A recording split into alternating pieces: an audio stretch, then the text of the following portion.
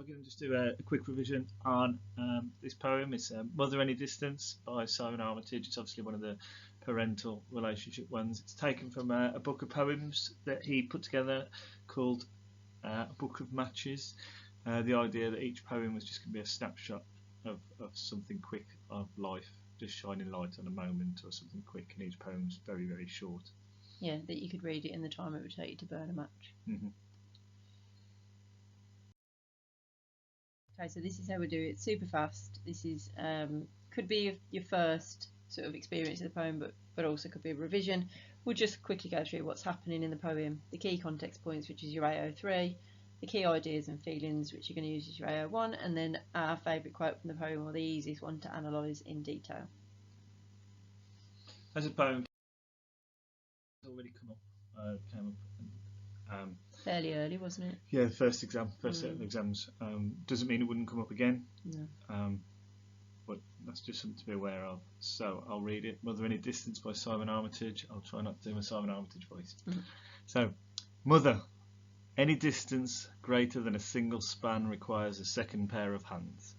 You come to help me measure windows, pelmets, doors, the acres of the walls, the prairies of the floors.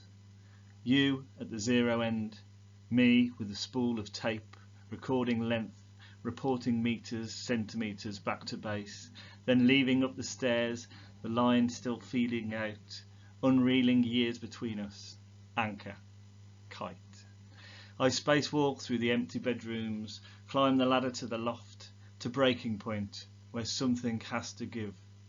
2 floors below, your fingertips still pinch the last 1/100th of an inch. I reach towards a hatch that opens on an endless sky, to fall or fly. Okay, so what's happening? One of the simpler poems. This is about moving into his first home, away from his mum in particular, and his mum's come to help him measure up for the move, and it seems that she's a little bit reluctant to let go of him. And he seems to see this as a sort of a super exciting time, but also something scary and unknown.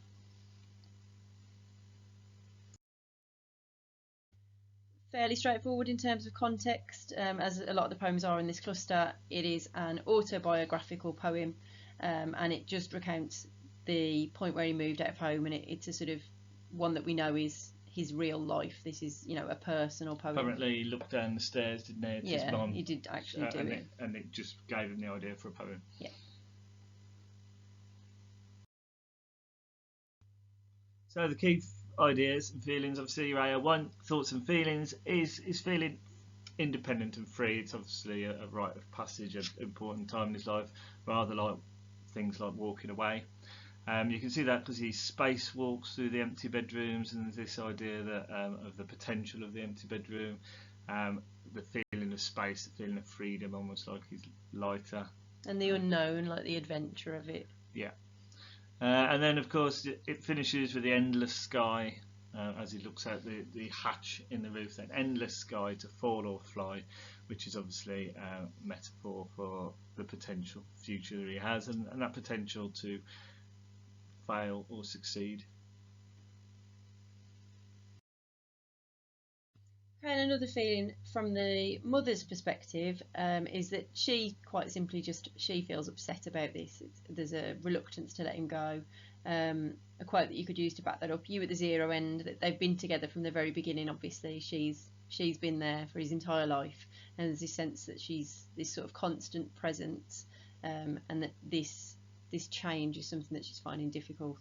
And then that's particularly summed up by this idea of her pinching the last little bit of the tape measure, like this desperate desire to hold on, but also with the idea of it pinching, that this is painful for her as well, even though I think she understands why it's happening, but it's just sort of a big moment for him to move, even though I think it's only, is it 5 or 6 doors down he moves initially? Really close. Yeah, super close. Nice fact.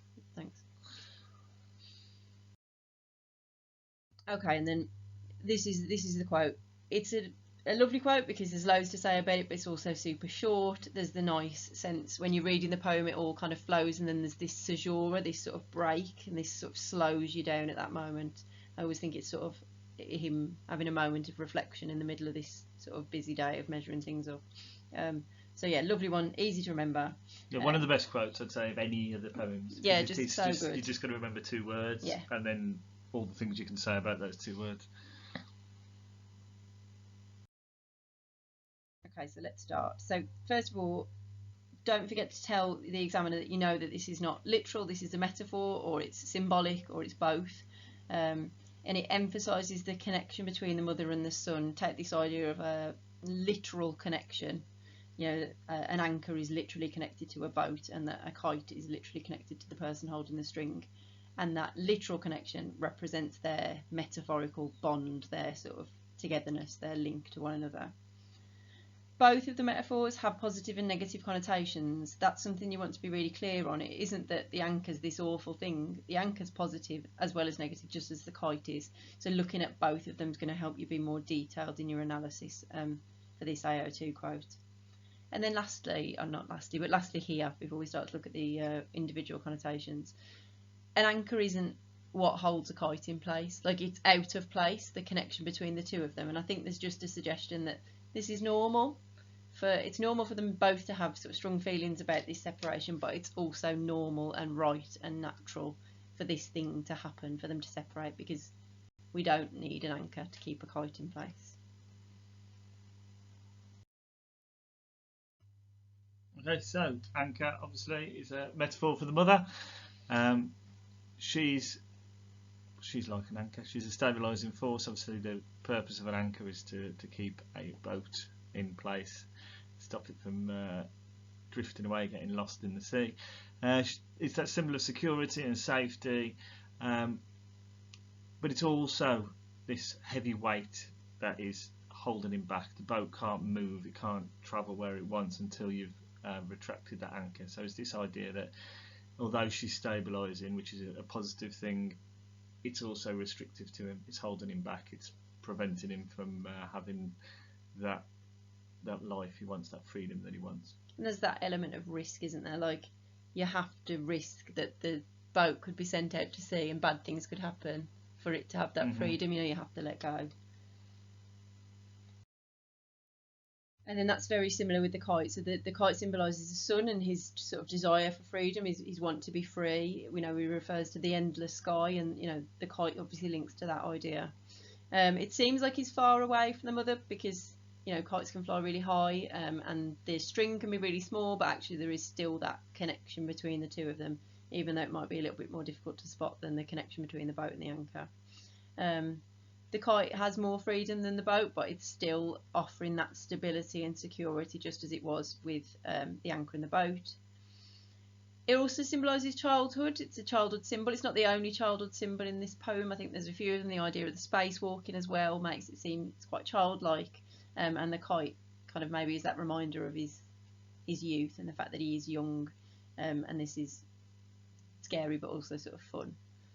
And yeah, it also links to the end of the poem where he will fall or fly, and there's the idea of the fall, which is maybe linked to the anchor, and the flight, which is obviously linked to the kite. So it's that idea of, like we said earlier, the positives and negative connotations within these symbols, these metaphors.